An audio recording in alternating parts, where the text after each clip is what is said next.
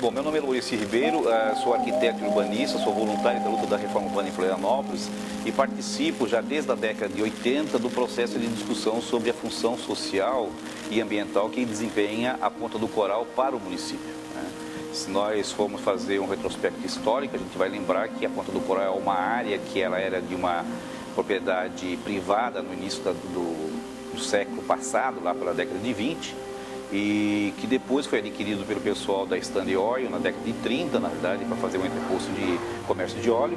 E na sequência, inclusive por demanda do crescimento da cidade, lá por 1937, o governo do estado acabou proibindo o uso daquela área por parte da Standard Oil, em função de que o distrito sede estava chegando próximo e não era seguro ter lá esse tipo de empreendimento.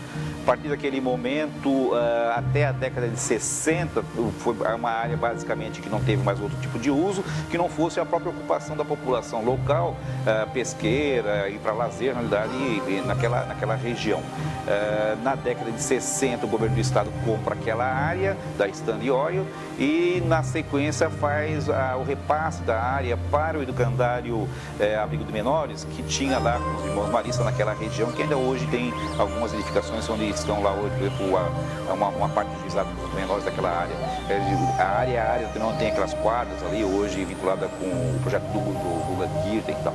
Bom, na década de 60, com essa concessão colocada na mão do Abrigo dos Menores, tinha já uma disposição, inclusive, de uso e ocupação no que diz respeito ao zoneamento da região, como sendo uma área institucional verde de lazer, né? Ela abrigava na época, na década de 60 até o final da década de 70, a lavanderia do Abrigo dos Menores. Estranhamente, era uma área, aquilo na verdade é uma ilhota, na verdade, que com o passar do tempo, com o aterro que foram feito, foi se juntando ao maciço da região. Em 76, com o plano diretor também do município, já estabelecia que aquela área era de interesse da sociedade, da municipalidade, para reintegrar, na realidade, a orla, na realidade, ao uso da sociedade. Em 77, 78, inclusive, com a construção da Avenida Beira-Mar Norte, houve, inclusive, essa tratativa por parte do governo municipal com o governo do estado, desse interesse, exatamente porque você tinha aí agora, muito mais ainda acentuadamente, a construção da Beira-Mar iria distanciar a orla, na realidade, da população, né? E houve, então, uma solicitação e todo o planejamento voltado para isso.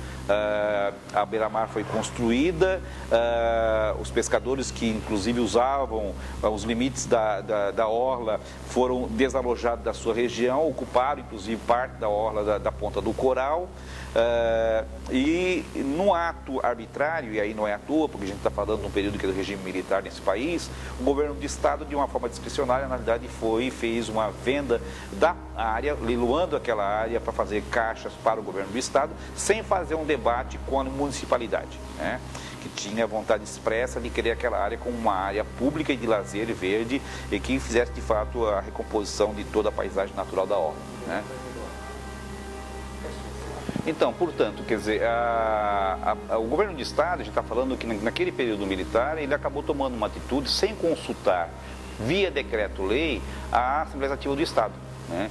O que é um elemento já que está sob júdice desde aquela época, a gente questionando, né, e agora de uma forma muito mais enfática, em função de que tem aí uma busca, na realidade, por parte de uma empresa, inclusive de se apropriar não somente da área que é a área possível de se construir, mas a área de marinha e áreas de aterro no seu entorno, né? Então vamos lembrar que a Ponta do Coral, quando foi vendida, ela era considerada uma área verde e de lazer, e institucional. Ou seja, só poderia equipamentos institucionais, só poderia equipamentos verdes de lazer, vinculado, na realidade, a uma função pública, né? E quando foi vendido para o grupo Guglielmo em Criciúma, ela foi vendido podendo construir no máximo 4 pavimentos e com esse zoneamento. 4 anos depois, a Câmara de Vereadores, num golpe, na realidade, contra a população municipal, acaba mudando o zoneamento da área para a área hoteleira, incentivo à hotelaria, o que joga para 18 pavimentos, o que era 4 pavimentos, tira a área de um valor, na realidade, de mercado, basicamente duplicando em 1000 vezes o valor dela. Em 4 anos, o proprietário que compra por um valor podre, na realidade, porque o valor de mercado era baixíssimo, né? Porque não podia se construir basicamente nada que fosse equipamentos institucionais, verde e de lazer, ele compra essa região e sem investir um único centavo, 100 vezes mais o capital dele passa a ser valorizado na área. Bom, e a partir dali a população historicamente tem tido resistência a qualquer tipo de ocupação da área, né?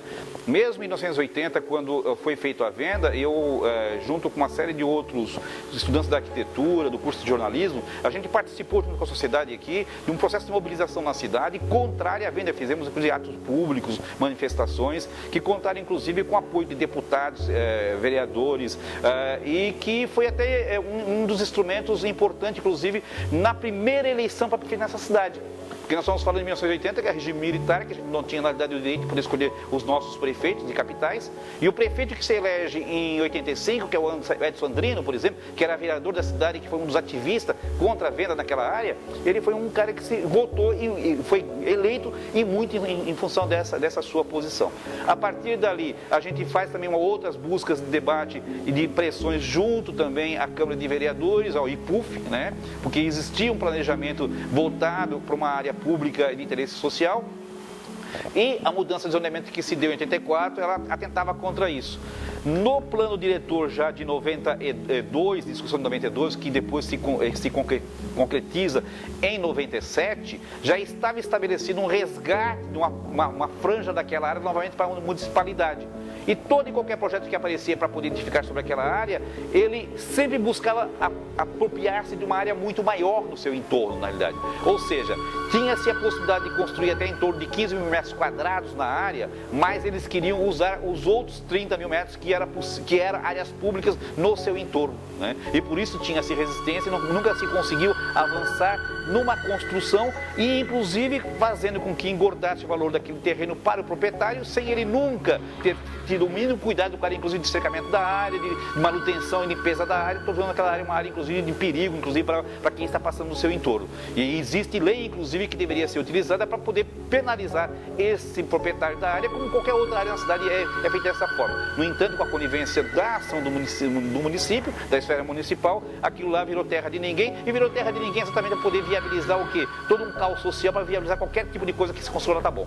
Nós somos contra isso, buscamos, na realidade, ter todo um processo de mobilização contrário a isso, que chegou na década nessa atual década, no ano de 2000, houve um projeto, na verdade, do vereador Mauro Passos, que propunha a transformação da área toda como uma área verde e de lazer, era integral, na verdade. Que lá em 2002, 2004, houve uma votação simbólica na Câmara de Vereadores, em que em primeira votação, com pareceres de todas as comissões, inclusive da Câmara de Vereadores, inclusive do IPUF, da SUSP, da Floran e da Fátima, na qual dava parecer favorável a essa transformação e se esbarrava onde? Na questão da capacidade de pagamento da parte que era privada da área, mas no que diz respeito à função social da área, a busca de ter ela como um espaço público de lazer, né, de defesa do meio ambiente, ela estava consolidada em todos os órgãos que diz respeito à questão do planejamento urbano, da defesa ambiental e do ordenamento do crescimento da cidade, né? Isso nós estamos falando em 2004, né? Em 2004 era essa a resolução, teve uma audiência pública, inclusive, para fazer a preparação da segunda votação na Câmara de Vereadores. Nessa audiência pública ocorrida em 2004, teve uma decisão no plenário de que deveria se fazer um plebiscito municipal para saber a função da área. No entanto, nessa audiência pública também teve uma ação da Rantei, já como aquela que estava sendo colocada como administradora da área por parte do Grupo Guglielmi, para que pudesse fazer uma outra composição de uso de área, que não teve acordo. Esse debate foi para o conjunto das secretarias municipais e os órgãos planejadores, também não teve nenhum parecer favorável a isso, e o que então estava estabelecido era a primeira votação e era o plebiscito. Só que, num golpe, na realidade, de final de mandato, início de mandato novo, que foi do governo Dário, no segundo mandato do governo Dário, eles fazem, na realidade, no primeiro mandato do governo Dário, eles fazem todo um reordenamento, né, político dentro da Câmara e colocam, na realidade, uma proposta de substitutivo global ao projeto que tinha sido aprovado em primeira instância e que faz a grande bandalheira que é a lei hoje 180/2005, que não somente pega a área da Ponta do Coral como um todo, inclusive a área de marinha, coloca na mão do empreendedor privado, mas cria 30 mil metros quadrados de aterro no seu entorno para viabilizar o quê? Para viabilizar todo o processo de circulação, de acesso e saída para o empreendimento privado. Né? Você pega 12 mil metros, e essa área de 30 mil, 40% dela é somente para o sistema viário da Ranteio e do projeto do Parque Marinha. Num custo de 15 mil reais o metro quadrado, que é o que vale naquela região, sem eles terem dado nada até hoje para a gente em troca em relação a isso. Mais do que isso, o restante da área, na verdade, que seria dos 15 mil metros quadrados da área, também passa a ser domínio do projeto paisagístico, que vai valorizar esse investimento da Ranteio. E mais do que isso, dá um espelho d'água de 52 mil metros quadrados para uma marina que se diz pública na frente do empreendimento privado, que aí a gente quer discutir qual é que é o grau de paridade que tem com o conjunto dos outros investimentos na cidade, porque que esse investimento vai receber na frente dele um espelho d'água de 52 mil metros quadrados, na realidade. Enquanto que o calado, o porte, o sítio natural, na realidade, da possibilidade de uma marina nesse porte, seria onde historicamente foi, que é na Bahia Sul, e não na Bahia Norte. E na boca, inclusive, no Manguezal, que é um parque, numa área de domínio, inclusive, de amortecimento das estações ecológicas e Carijós, ou seja, em total desacordo com o bom senso no que diz respeito à questão do urbanismo, na questão do meio ambiente, na questão da moralidade com a coisa pública. E mais do que isso, a Prefeitura Municipal, no ano passado, numa ação totalmente de improbidade administrativa, aprovou o projeto lá na SUSP. Eu sou arquiteto e sei, como qualquer outro cidadão, que se para você conseguir entrar com um projeto inicial, tem que ter no mínimo a escritura pública da área, e a área tem que existir. Para esse projeto poder se sustentar, ele tem que ter uma área que tem que ser construída, que é um aterro em área da União. Então não tem a área, aprovou o projeto sem existir a área, a titularidade não existe, ou seja, em total desconformidade com a lei, mas são amigos do Reis. E são amigos dos Reis a serviço do quê? A serviço, inclusive, das eleições desse ano.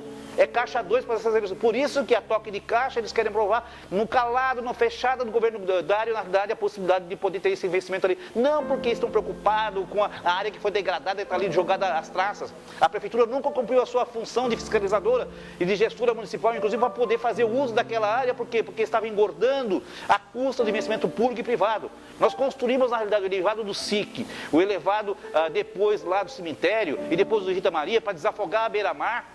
E simplesmente esses senhores, na realidade, a serviço privado, usando o espaço público, vão desmontar e vão arrebentar com o investimento público, inclusive com a mobilidade naquela região.